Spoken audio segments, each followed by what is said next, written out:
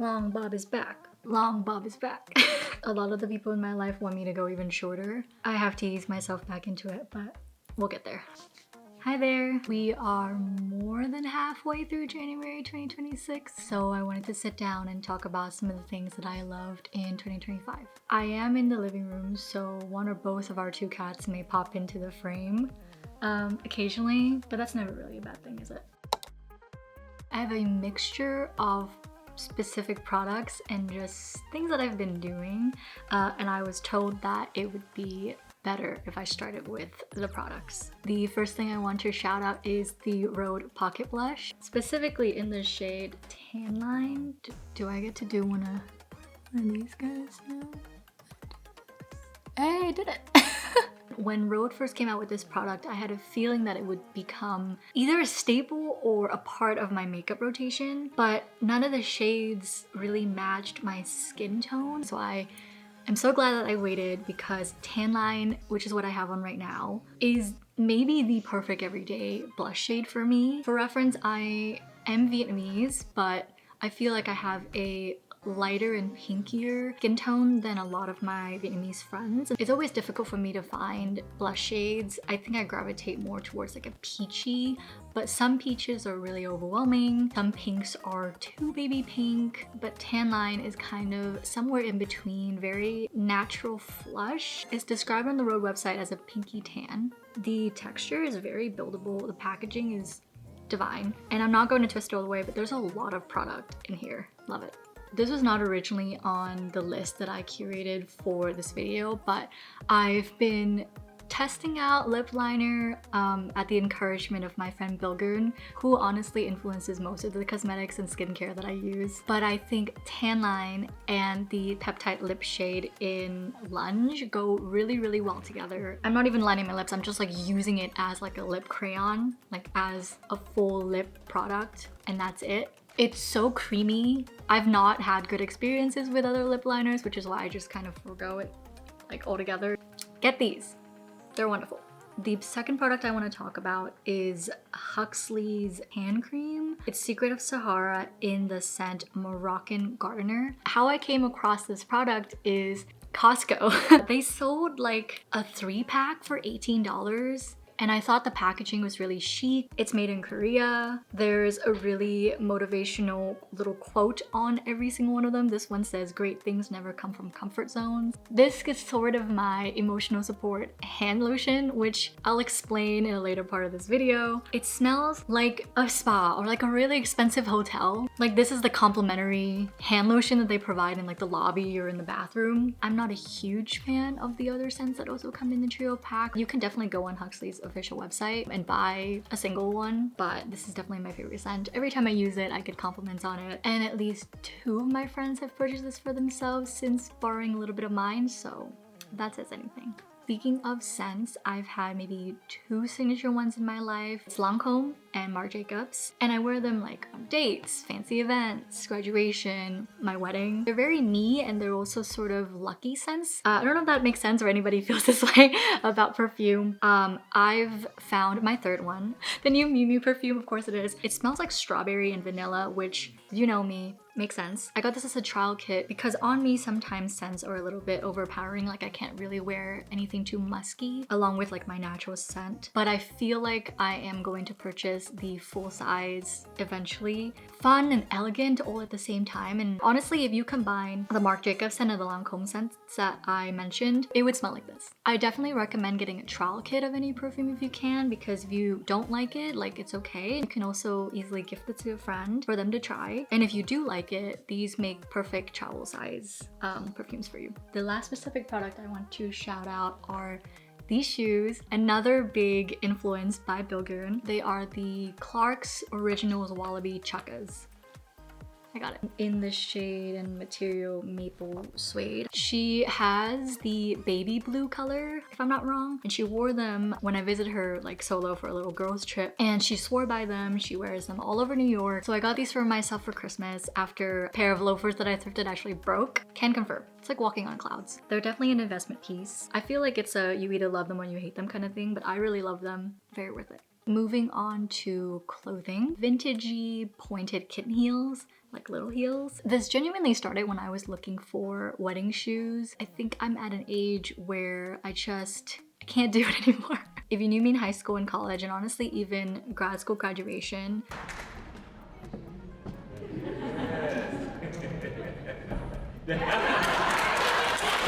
I'm a big heel fan. Friends are always like, oh, I forget how short you are. And I'm like, yes, because I wear nothing but platforms. And then for special events, it's like heels, like heels. But now if I have like a glass of wine, I just can't, I need to sit down. So I wanted to set myself up for success. Had a look in the gem of all closets, my mom.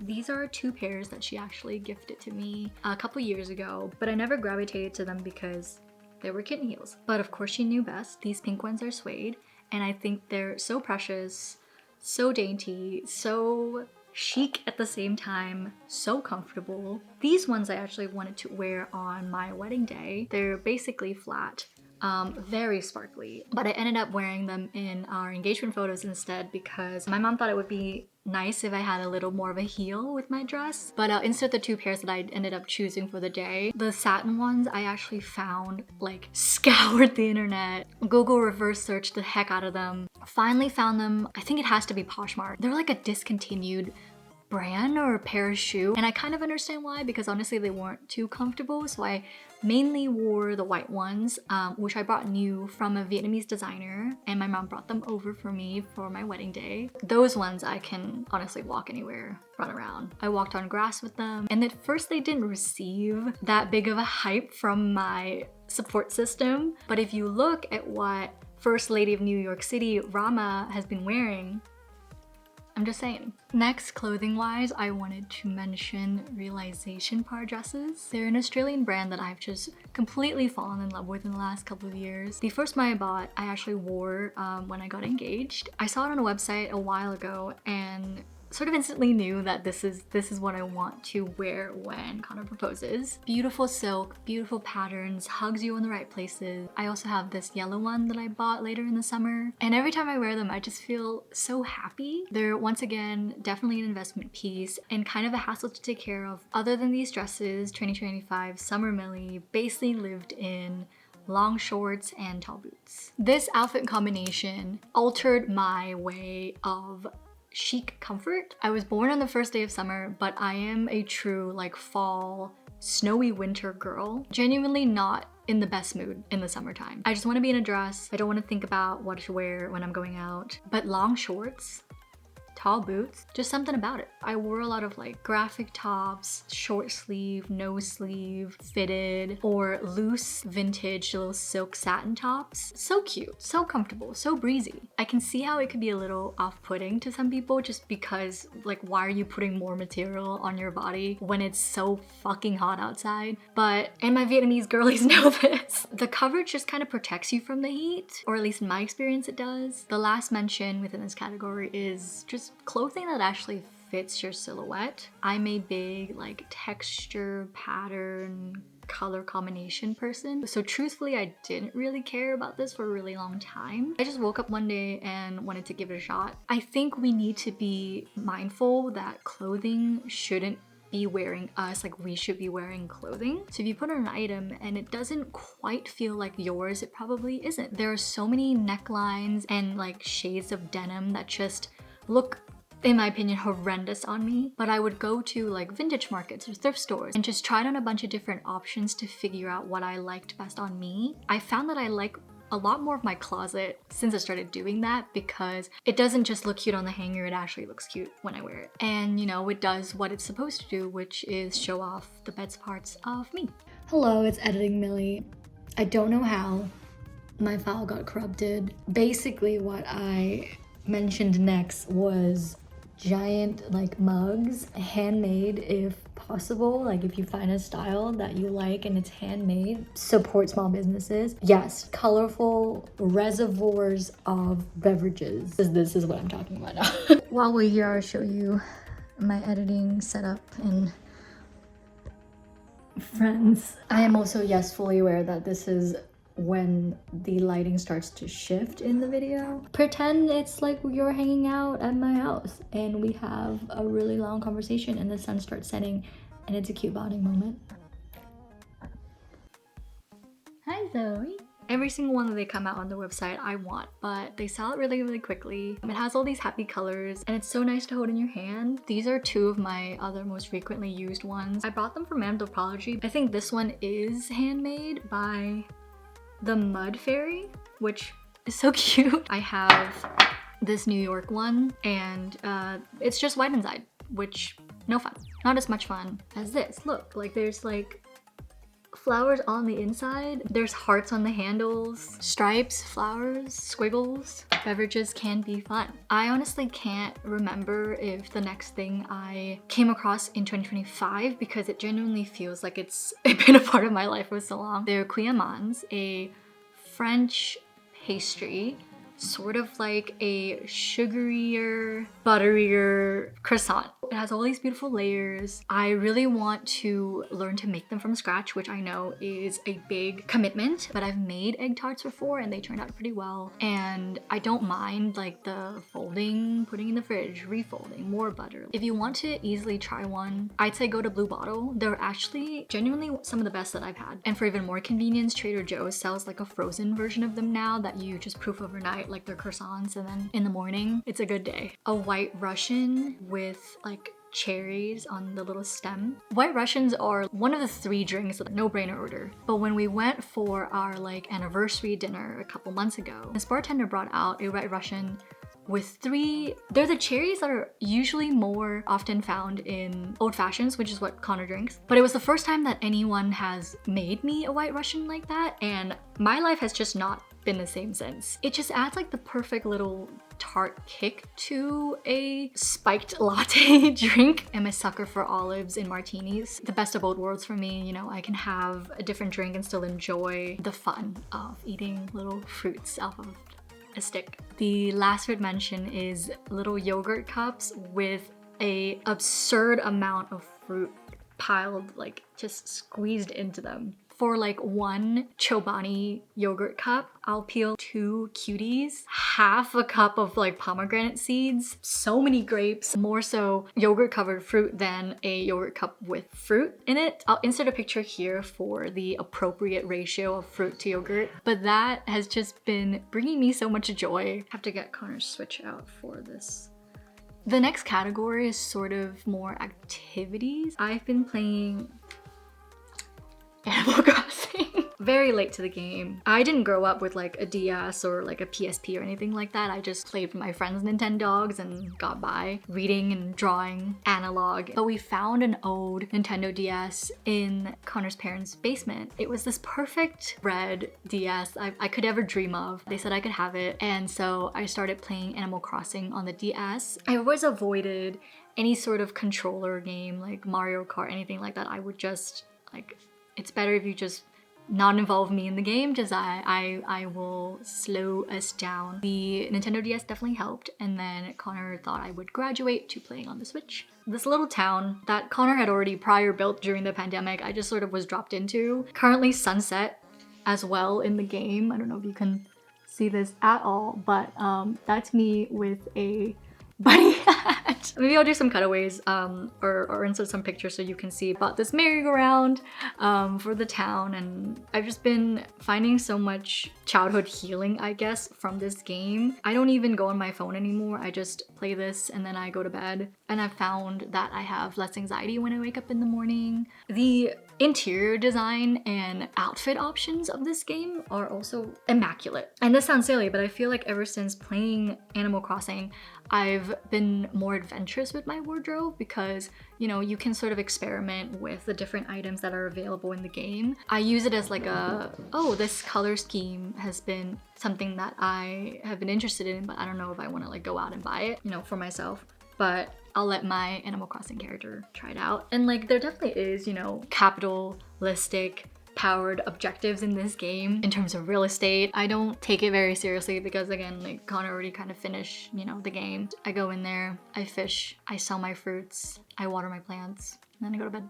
The next activity that I want to talk about is making things with your hands. For the last couple of years, I primarily worked within the digital space, and so sometimes, you know, it can feel like if you close your laptop, nothing exists, nothing matters, you did actually nothing that day. And so I've been trying to find more joy and excitement in making things with my hands again, because that is something that I really enjoyed when I was younger. Around Christmas time this year, my new friend Rachel and we made paper garlands and dehydrated orange and grapefruit garlands. We called it Craftmas. You know, it's the Little Women Christmas trend that you've been seeing online everywhere that definitely infiltrated my algorithm and prompted this activity hangout. We still have the orange and grapefruit garlands up and the paper garlands hung up in our office. It's sort of like the comfort that I get from holding like a really warm mug in my hand when I make something and I can touch it, hang it up in my space, and just like see it every single day, even after I close my devices. It makes me feel grounded. Then I can also think about the time that I spent with Rachel making these, or the time that I took for myself. For the ones in the kitchen, I woke up one weekend and I just like turned to Connor and I said,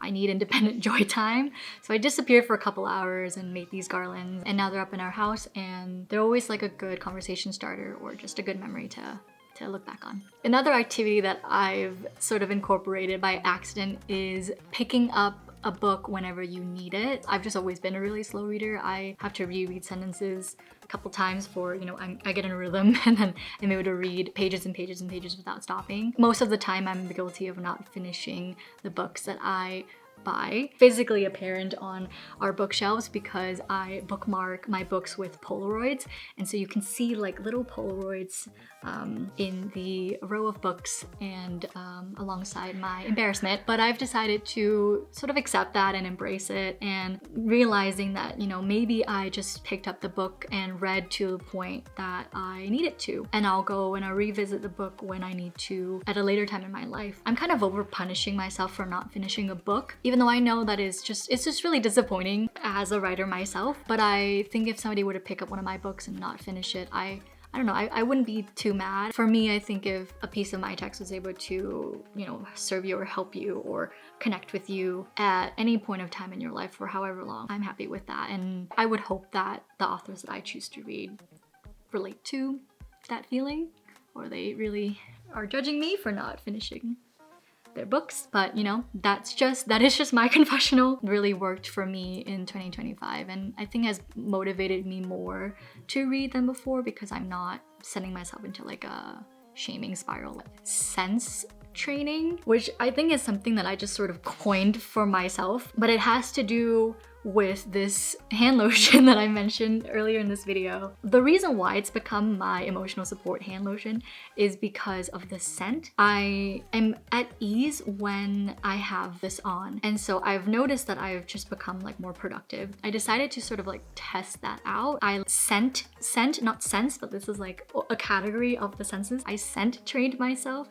into being productive and locked in whenever I use this hand lotion. It's not exclusively for productivity, but it definitely has aided my process, you know, when I'm working. So that is just something that I wanted to mention, and in case some of you wanted to, you know, try. Other senses that I've been training are my ears, I guess. I have been really into playing film soundtracks, and I honestly always have. Recently, it's the Past Lives official film soundtrack that's been really, really helpful. You know, no lyrics, but there is one song at the end of the playlist that I don't particularly love, and the no lyrics and just vibes. I'm taken somewhere, but I'm not super distracted by what I'm hearing. I put it on when I read books, I put it on when I read materials for work, I put it on when I'm writing materials, and when it gets to the song that I don't love, I know like how much time has passed, I know that I've made it to the end of the soundtrack, and like maybe it's time for like a break. One day the playlist took me to the After Sun movie soundtrack. That is also really good. It's specifically the Past Lives movie soundtrack that's been really helpful